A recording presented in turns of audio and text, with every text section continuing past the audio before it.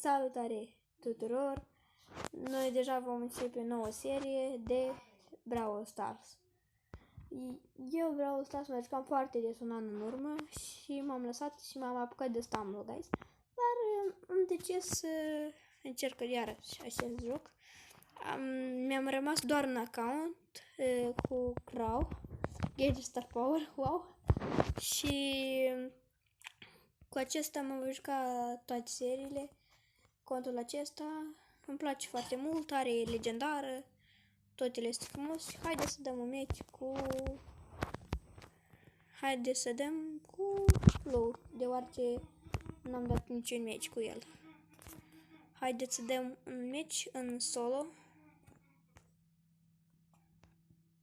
Să începem.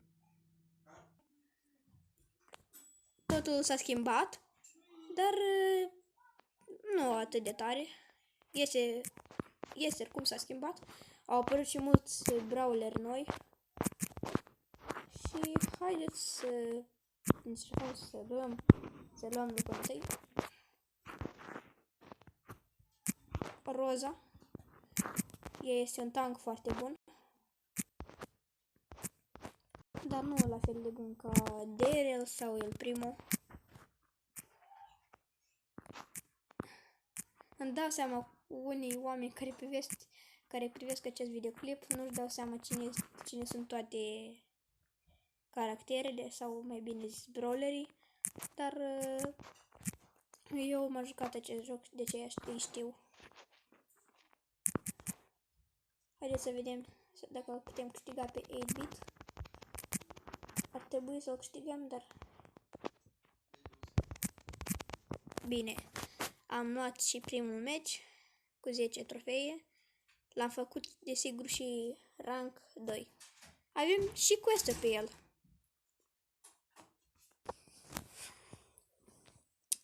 Da, cum am zis, am făcut și niște quest-uri foarte, foarte bine. Vom juca episodul acesta cu el și uitați ce este aici. 500 de chromatic points. Eu așa le zic deoarece, uitați, cu ele 500 toate. Vom alege pe un episod ce cromatică să cumpărăm. Eu sincer aș merge destul pe bază, deoarece este preferata mea. Adică l-aș lua pe RT sau pe Otis ceva sau Fang, dar nu pot până ce cumpăr de aici. Așa că îl vom cumpăra desigur pe bază. Haideți să mai dăm un match, dar cu alt brawler. Hai cu Squeak un match. Foarte de mult nu m-am jucat cu acest brawler. Nu este foarte OP, dar merge. Cam în niciun caz nu este foarte bun pentru o mitică. Mai bine zis, poate o epic ceva. Și mai jos.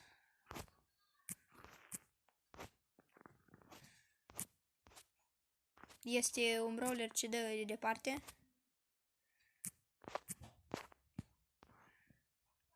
Bine acolo. Haideți să dăm și băncile de putere.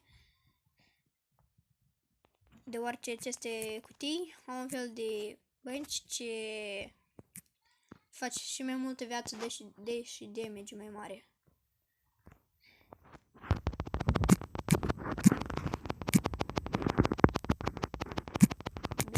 Bine. Și acum am câștigat. Colet.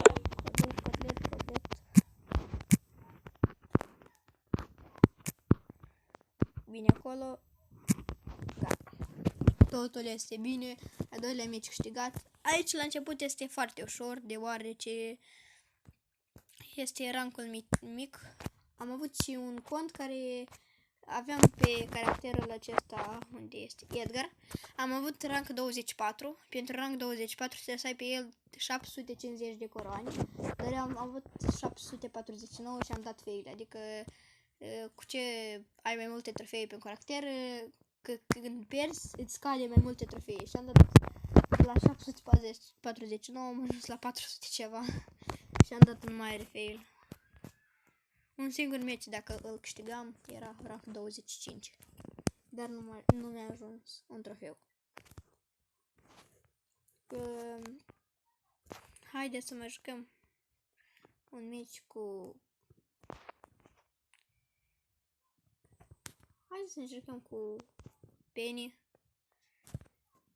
În episodul viitor voi face pe episod rank, sau poate nu episodul viitor, dar voi face rank 20 pe Shelly, care va fi primul meu cu rank 20. A doilea, desigur, îl voi face pe Brawl, un caracter.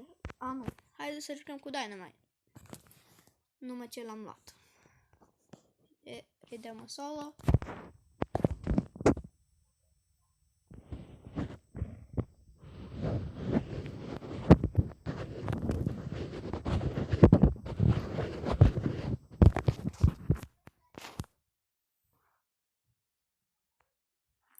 Acolo este Meg.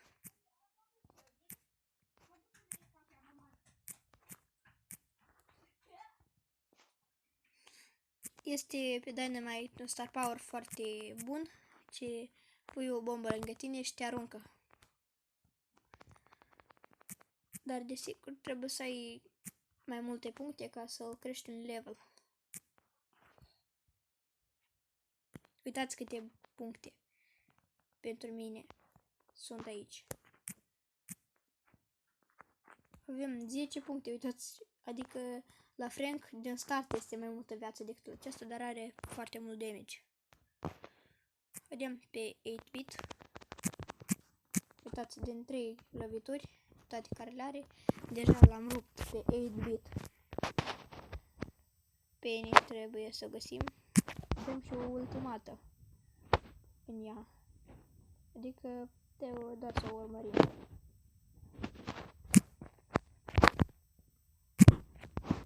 A rămas doar cu 160 viață și aici a fost sfârșitul ei. Foarte bine, am câștigat și acest meci.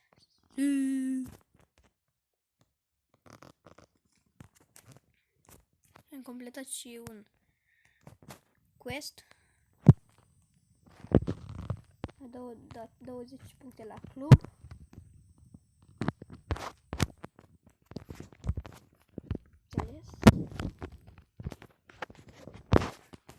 Sper că în episodul următor sau mai următor voi lua aceste 500 de puncte ca să-l pot lua pe bază. Scrieți în comentarii ce caracter ați vrea să le iau, care comentarii vă strânge cel mai mult, pe cea îl voi lua.